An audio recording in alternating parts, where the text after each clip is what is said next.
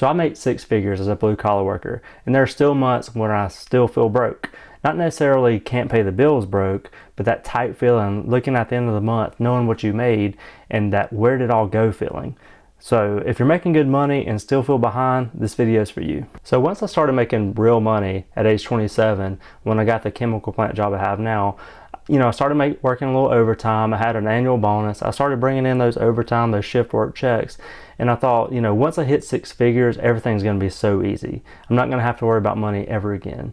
But here's the reality. The median household income in America currently is around $75,000 a year. So when you cross into six figures, you think you've made it. But the problem isn't income. It's really what that income turns into. So let's talk some numbers, some data, if you will. The average monthly mortgage payment in America right now is around $2,200 per month. The average car payment is around $730 for a brand new car and around $520 for a used car. That's one car. Now imagine you and your wife both have a car note. Now you're looking at $1,000, $1,200 a month just for car payments. And you add insurance, utilities, groceries, daycare, all the subscriptions that we have to have nowadays, that really adds up. So based on those expenses, that's easily $7,000 to $9,000 a month for the average American monthly expenses, right? That's $84,000 to $108,000 per year just to maintain life, not save for retirement, not save for a house build or anything like that. So even if you're making $110,000 to $120,000 per year, remember that's before taxes. So after taxes, you're already in the hole as the average American household. It's pretty wild. You're not safe at this point in time. You're very committed to your job, and if you lose that job, it all goes downhill pretty quickly. So here's the crazy part that nobody really says out loud, and that's if you make six figures, you probably don't really own much of anything, right? The average American has less than $5,000 in savings, and honestly, a majority of Americans probably don't even have $1,000 for an emergency. About 60% of people nowadays live paycheck to paycheck, including high earners, which is the crazy part. You have doctors out there making $300,000 or $400,000 a year just barely getting by. It blows my mind. That means if the job stops, if everything stops. Six figures doesn't mean financial security anymore. $100,000 isn't what it used to be. It just means your expenses grow with your income or have grown with your income. So for me, the wake-up call was simple. I realized I wasn't working that hard, working all that overtime because I wanted to. I was working it because I needed to maintain my lifestyle, and that was pretty dangerous because if your lifestyle requires you working overtime, you don't have margin, and margin is what creates freedom. So with that, we tell ourselves, I'm doing better than most. I have a house, I have a car, yeah, I have payments on those, but I'm getting by, right?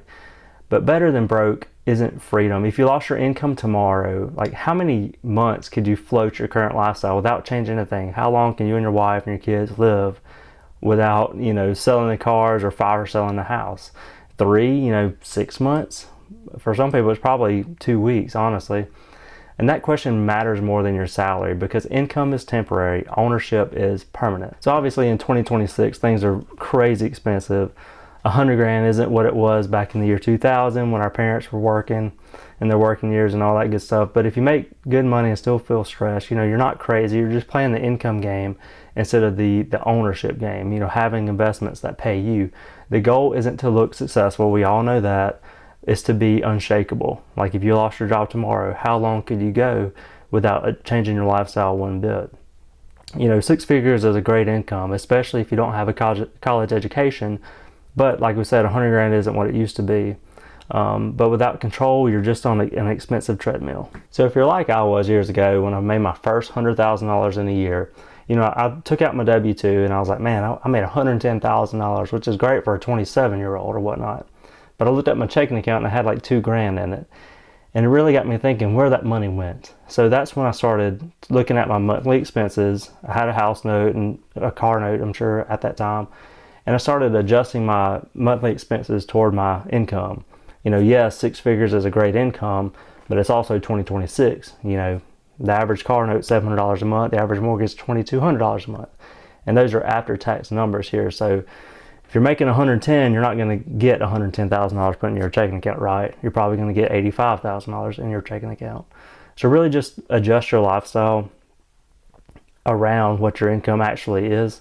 And think about, if you lost your job tomorrow, how long could you last for without you and your family changing your lifestyle one bit? Just take all that into consideration and really just focus on your expenses. If you have to downsize houses to have some margin built in there, sell that new truck, things like that. But the goal is to build wealth, is to build cushion, and you can only do that if you have the disposable income to invest and invest consistently. But I appreciate you watching the video, and I'll see you next week.